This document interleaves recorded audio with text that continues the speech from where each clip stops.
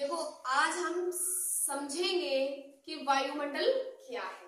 ठीक, वायुमंडल का संगठन क्या है, वायुमंडल की संरचना क्या है और जो परतें हैं वायुमंडल में उनके बारे में आज हम सीखेंगे। ठीक है बच्चों, तो आज का हमारा टॉपिक यही है कि वायुमंडल क्या है। ठीक है, वायुमंडल क्या है। ठीक है, देखो वायुमंडल समझेंगे बात को। वायुमंडल पृथ्वी के, ठीक है, वायुमंडल पृथ्वी के चारों ओर, ठीक है, चारों ओर गैसों का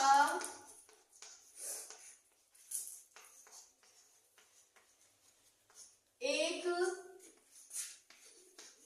आवरण है जो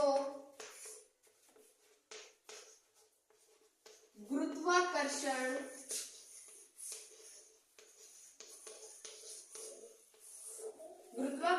बल के कारण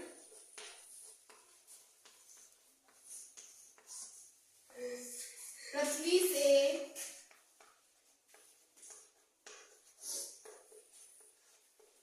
जुड़ा रहता है।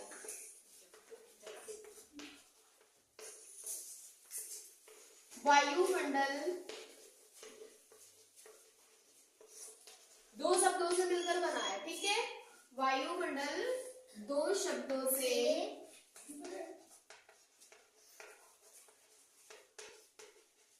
मिलकर बना है। मिलकर बना है वायु प्लस मंडल। ठीक है, वायु का अर्थ है गैस। ठीक है ना, वायु का अर्थ है गैस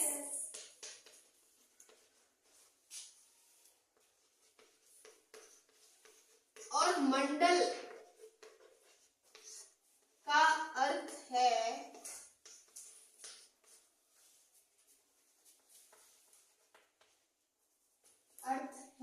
आवरण, अर्थात गैसों का आवरण।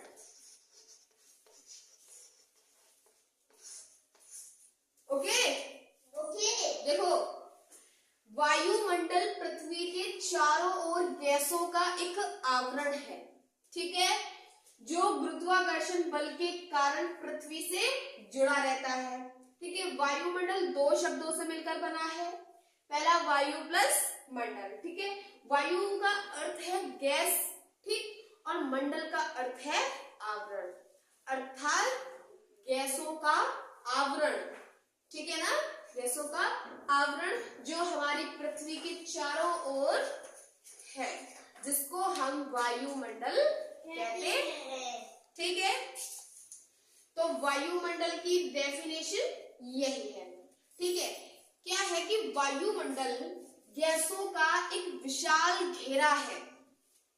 विशाल घेरा है जो पृथ्वी को चारों ओर से घेरे हुए है, इसी को हम वायुमंडल कहते हैं। ठीक है, देखिए क्या है, जो वायुमंडल है ना वो विभिन्न गैसों का मिश्रण है। क्या है? मिश्रण है। ठीक है,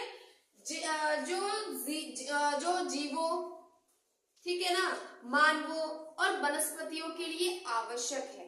क्यों? क्योंकि देखिए बात को समझिए, मानव क्या ग्रहण करता है? ऑक्सीजन। ठीक है, क्या ग्रहण करता है? ऑक्सीजन। और निकालता क्या है? Carbon dioxide. ठीक है ना, क्या निकालता है? Carbon dioxide. ठीक है, और पेड़ क्या ग्रहण करते हैं? Carbon dioxide. ठीक है, क्या ग्रहण करते हैं? Carbon dioxide. ठीक है, कार्बन डाइऑक्साइड ग्रहण करते हैं ना, और निकालते क्या है? ऑक्सीजन। ऑक्सीजन निकालते हैं ना। ठीक है, बात को समझ में आया कि नहीं? ठीक है, हम ऑक्सीजन ग्रहण करते हैं और निकालते क्या है? Carbon dioxide. और पेड़ पौधे जो होते हैं वो क्या ग्रहण करते हैं? कार्बन डाइऑक्साइड जो हमने निकाली है। ठीक है, और वो क्या निकालते हैं, ऑक्सीजन, उसे हम ग्रहण करते हैं। ठीक है, तो क्या है कि जो वायुमंडल में जो विभिन्न गैसें पाई जाती हैं वो हमारे लिए आवश्यक है। ठीक है, जीवों, मानवों, वनस्पतियों इत्यादि के लिए आवश्यक है। ठीक है, तो देखिए क्या है, तो वायुमंडल की परिभाषा जो है वो यही है।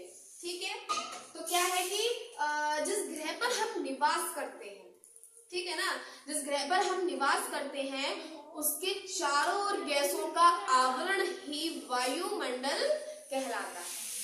ठीक है, अब हम बात करेंगे वायुमंडल के संगठन की। ठीक है, वायुमंडल का संगठन क्या है।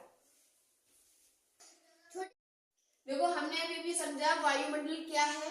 ठीक है, अब हम समझेंगे वायुमंडल के संगठन को। ठीक है, वायुमंडल का संगठन। ठीक है, क्योंकि वायुमंडल के संगठन में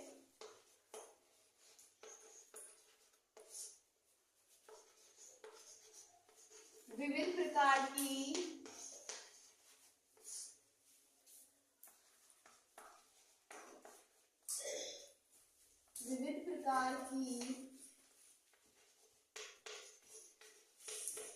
गैसों का योगदान है।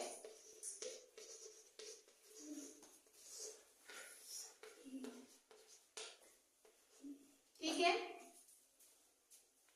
वायुमंडल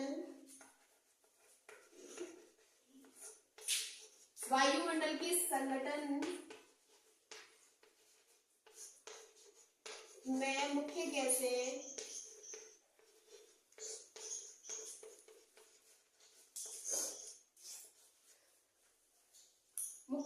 कौन सी है। ठीक है, क्या है वो, तो देखिए पहली है हमारी नाइट्रोजन।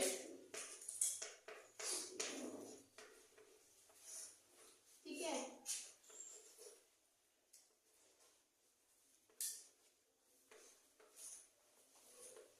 ठीक है, देखिए जो हमारी देखिए क्या है कि वायुमंडल के संगठन में विविध प्रकार की गैसों का योगदान है। ठीक है, जो हमारा वायुमंडल है ना, जिसका संगठन है उसमें विभिन्न प्रकार की गैसेस पाई जाती हैं। ठीक है, तो वायुमंडल के संगठन में मुख्य गैसें कौन सी हैं। ठीक है, वैसे तो काफी सारी वो पाई जाती हैं गैसेस, लेकिन मुख्य गैसें कौन सी हैं। देखिए पहला है हमारा नाइट्रोजन। ठीक है, नाइट्रोजन 78%। ठीक है, 78% बिगमान है। ठीक है, दूसरी है हमारी ऑक्सीजन।